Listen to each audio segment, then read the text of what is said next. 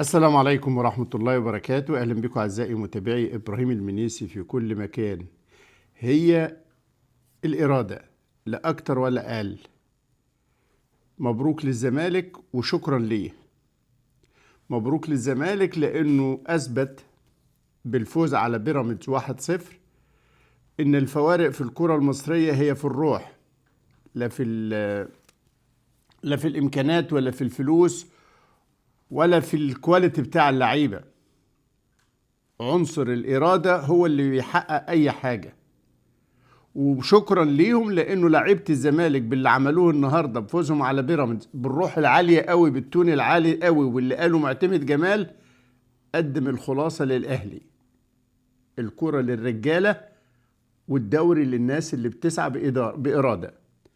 أي كلام غير كده ده يعني تضييع وقت وتضييع جهد وتضييع قيمة وتضييع لقب. النهاردة الزمالك طبعا سيبكم من حتة بالناشئين، أولا مش بالناشئين، هو كان في لاعب واحد بس في الزمالك اللي هو محمد السيد، ومفيش حاجة اسمها بدون صفقات لأنه الزمالك عمل أكتر عدد من الصفقات قبل بداية الموسم. هي الناس بص على الموسم إن الصفقات كانت في يناير، فتسمع كل المذيعين وكل الناس اللي بتعلق بتقول لك برغم عدم الصفقات، لا هو جاب صفقات كتيرة كبيرة وكلهم كانوا في الملعب، فمش ده الموضوع.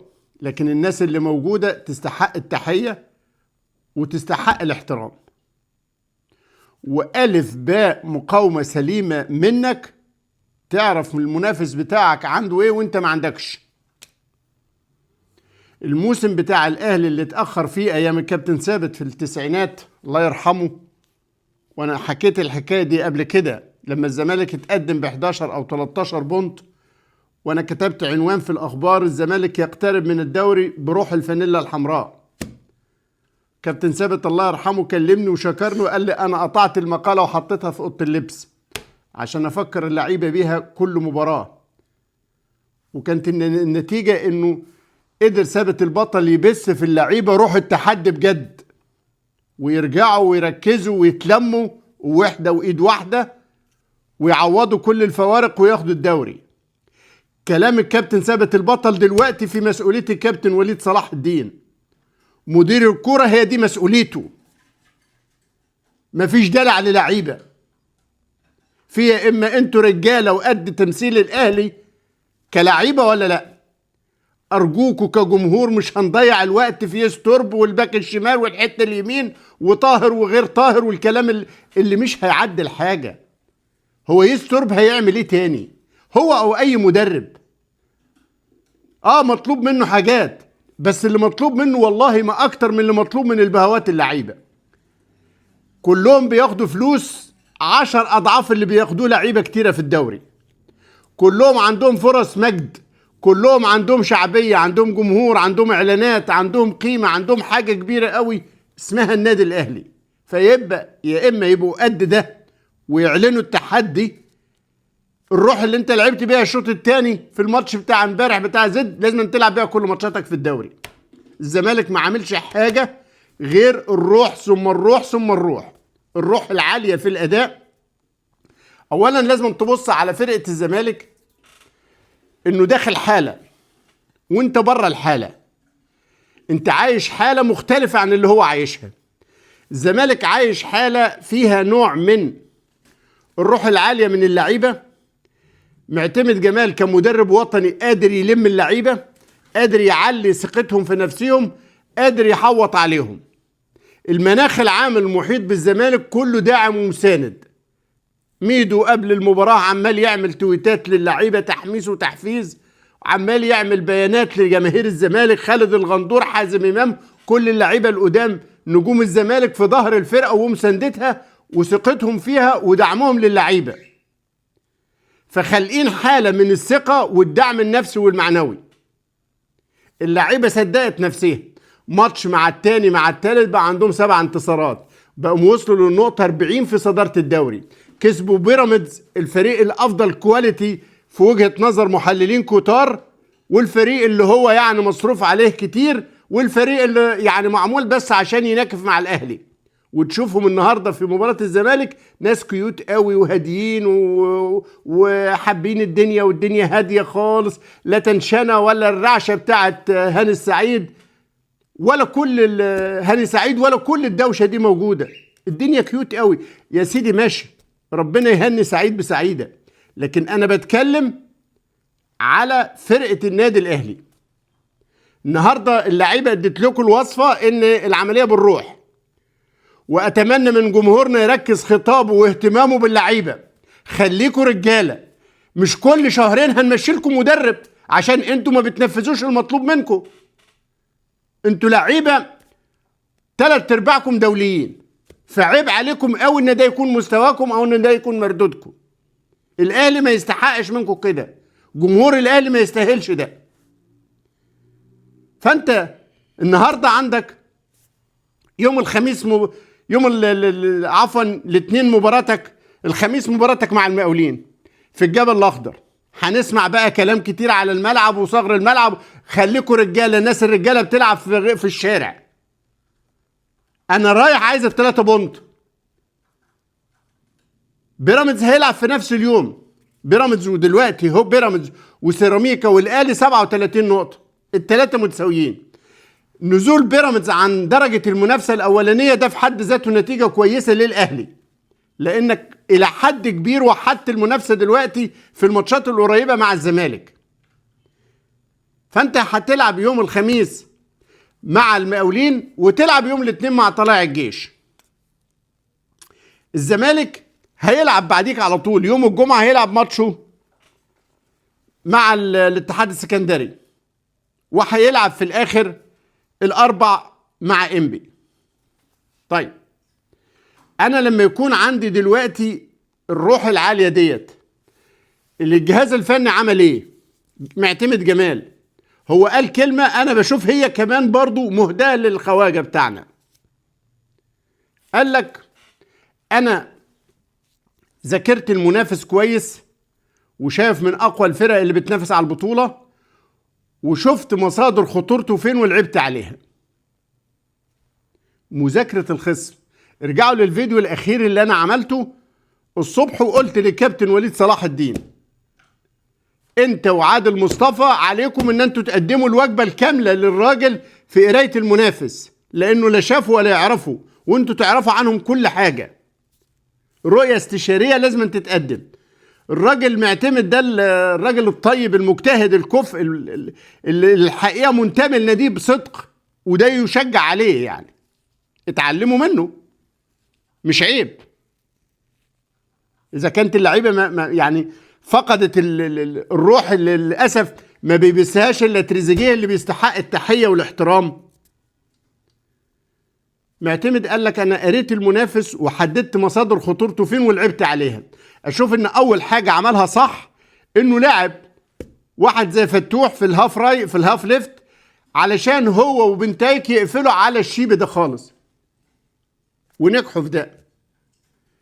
انا بلاحظ ان الخواجه يسترب هو بيجتهد مع لعيبه الاهلي، بيركز على تشكيله الاهلي ومهام اللعيبه، مش باصص للمنافسين، وده غلط.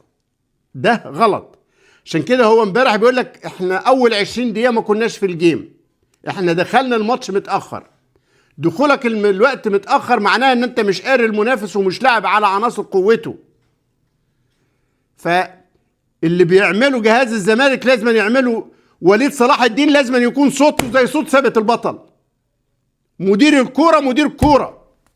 وليد راجل ذكي وانسان محترم وحد موهوب وحد هايل، لكن ده وقت الرجوله الجامده بقى. انا اشوف لما اسمع انه ايقاف مستحقات لاعبي الاهلي، هو انت هنقضيها موسم صفر بقى ان شاء الله ولا ايه؟ لا، ده فريق لازم يتقال لهم الدوري ده بقيمه كذا من عقودكم، وافريقيا بقيمه كذا من عقودكم. بن شرقي اللي طالع يضرب الازازه، طب عملت لي ايه طوال 90 دقيقه ولا 70 دقيقه في الماتش؟ ما انا مش عارف برضه. كل واحد فيهم عقده قد ايه؟ مش عايز اتكلم في ارقام، ربنا يكرم الناس، بس ده النادي الاهلي اللي لازم يتقال لهم الدوري ده بنص العقد بتاعك. هتضيع لي الدوري، انت بتضيع لي حاجات كتيره. محدش يسالني عن نص العقد بتاعه والله، ولو تتحسب افريقيا النص التاني وريحونا، ويبقى كل لعيب يتحط قدام مسؤولياته. لما يعرف انه لما يسهر ولما يخرج ولما يتدلع ولما مش عارف يعمل ايه هيتعور جامد قوي. ده مش بتاعه ال100,000 وال200,000 والنبي. لما عقده يبقى كام مليون اضربه في 20% في 25% من عقده. فانت اذا كانت الناس مش هتنتبه للمهام بتاعتها، لا نتعامل باحترافيه بقى. لانه انا بقول لكم عيب تبقوا كلكم لعيبه دوليين ويبقى ده مستواكم ودي نتائجكم. عيب تبقوا لعيبه كبيره بارقام كبيره وراكم جمهور كبير ويبقى ده المردود بتاعكم. وصدقوني اي اخطاء للخواجه وهي موجوده مش هنقدر. الراجل الى حد كبير مش بيبتكر ومش بيبدع في حلول، لكن اوكي، بس مش هنقضيها ان كل ما البهوات يأثروا نغير لهم مدرب. لما يأدوا اللي عليهم وتبقى الاخطاء من المدرب يبقى نتكلم. لكن فين المسؤوليه يا خواجه؟ انت شايف الشناوي مش مركز، خلاص مصطفى شوبير اللي يلعب، ومش واحده بواحده، لا يكمل. طاهر بيتنشل وبيتعمل لي اقعد غيره. انت كريم فؤاد لغايه دلوقتي ما رجعتوش. زيزو وتريزيجيه كويس رجعوا الملعب من الاصابه، بس محتاجين الكابتن امام عاشور يرجع هو الاخر. هي كده يا كابتن وليد. انت راجل شفت وعشت وتعاملت مع الكابتن طارق سليم وتعاملت مع الكابتن ثابت البطل، وشفت يعني ايه مدير كرة بجد بقى. في وقت الازمه مدير الكرة هو اللي بيجيب البطوله، هو اللي بيخلق المناخ، هو اللي بيحمس اللعيبه، هو اللي بيحط الناس قدام مسؤولياتهم، هو اللي بيحافظ على الخواجه، هو اللي بيقدم له الرؤيه. وعادل مصطفى بيعمل ايه؟ ما هو يعني لازم الناس تشتغل على قرايه المنافس، لانه في كل مباراه انت داخل ان انا الاهلي، بس انت مش مذاكر التاني، ففجاه بتتلطش من اي حد في اوقات انت مش واخد بالك. فبقول لكم معتمد جمال النهارده بيقدم الوصفه للخواجه انه قرايه المنافس عمليه مهمه جدا، وانه شل خطوره فريق زي بيراميدز في الامكان مهما كانت خطوره بيراميدز او الفرص اللي ضيعها.